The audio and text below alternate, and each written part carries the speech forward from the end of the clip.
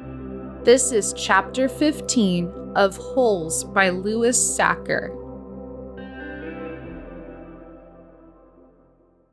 Mr. Pendanski filled the canteens. The warden got a pitchfork out of the back of the pickup. She poked it through X-Ray's dirt pile to see if anything else might have been buried in there as well.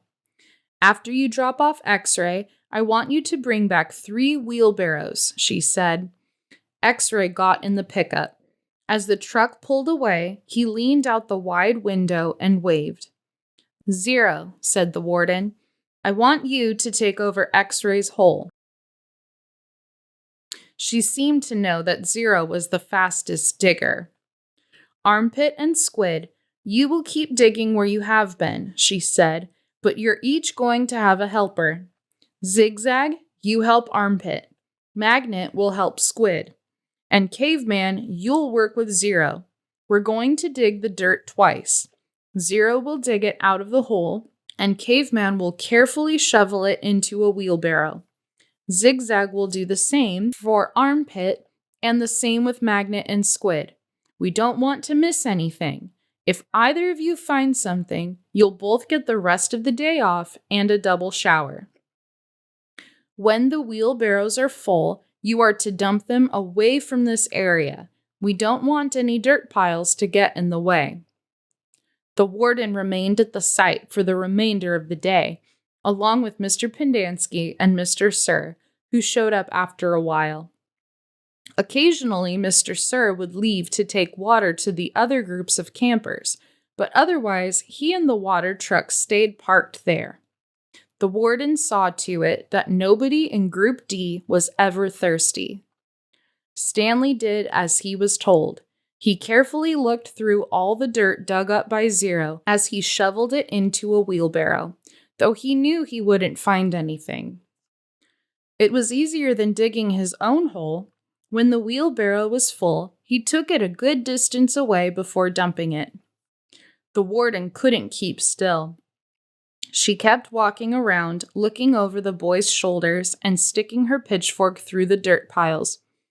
You're doing fine, just fine, she told Stanley. After a while, she told the boys to switch places, so that Stanley, Zigzag, and Magnet dug in the holes, and 0, Armpit, and Squid shoveled the excavated dirt into the wheelbarrows. After lunch, 0 took over the digging again, and Stanley returned to the wheelbarrow. There's no hurry, the warden said several times. The main thing is not to miss anything. The boys dug until each hole was well over 6 feet deep and wide. Still, it was easier for 2 boys to dig a 6-foot hole than it was for 1 boy to dig a 5-foot hole. All right, that's enough for today, the warden said. I've waited this long, I can wait another day. Mr. Sir drove her back to her cabin. I wonder how she knew all our names, Stanley said as he walked back to the compound. She watches us all the time, said Zigzag. She's got hidden microphones and cameras all over the place. In the tents, the rec room, the shower. The shower? Asked Stanley. He wondered if Zigzag was just being paranoid. The cameras are tiny, said Armpit. No bigger than the toenail on your little toe. Stanley had his doubts about that. He didn't think they could make cameras that small. Microphones, maybe. He realized that was why X-Ray didn't want to talk to him about the gold tube at breakfast. X-Ray was afraid the warden might have been listening. One thing was certain. They weren't just digging to build character. They were definitely looking for something. And whatever they were looking for, they were looking in the wrong place. Stanley gazed out across the lake, toward the spot where he had been digging yesterday when he found the gold tube. He dug the hole into his memory.